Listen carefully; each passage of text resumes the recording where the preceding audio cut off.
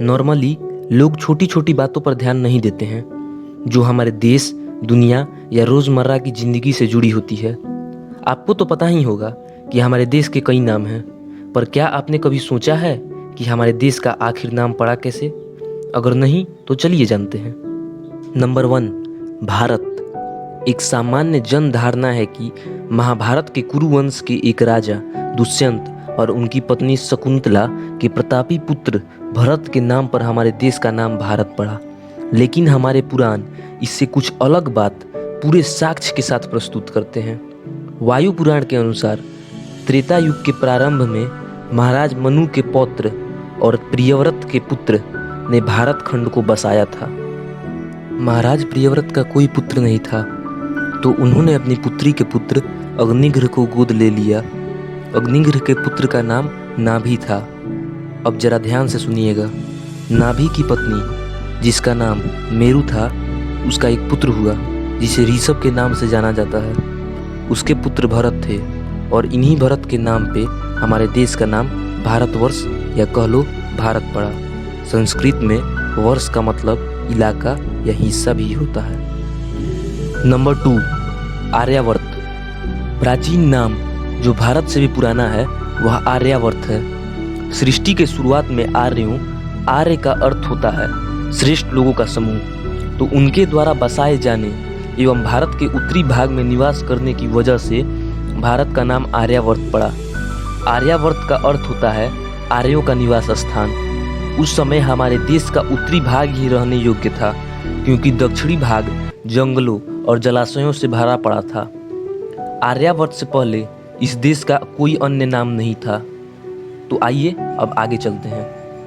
Number 3, Jambudvipa. अगर आपने कभी ध्यान दिया होगा तो हमारे घरों में पंडित जी पूजा कराने से पहले संकल्प कराते हैं, जिसमें वो भारतवर्ष कहने से पहले जम्बूद्वीप कहते हैं। जम्बूद्वीप नाम खुद में ही सारी कहानी कह जाता है।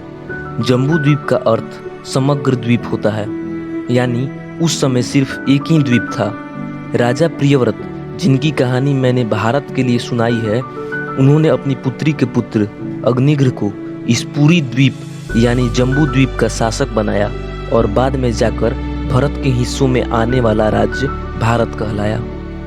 नंबर 4, हिंदुस्तान। हिमालय के पश्चिम में सिंधु नदी बहती है और एक बहुत बड़ा भूभाग इससे घिरा हुआ है। इस पूरे भूभाग को सिंधु घाटी कहते हैं। सिंधु घाटी सभ्यता के बारे में शायद आप सब जानते ही होंगे। यह एक बहुत बड़ी सभ्यता थी जो काफ़ी दूर में फैली हुई थी।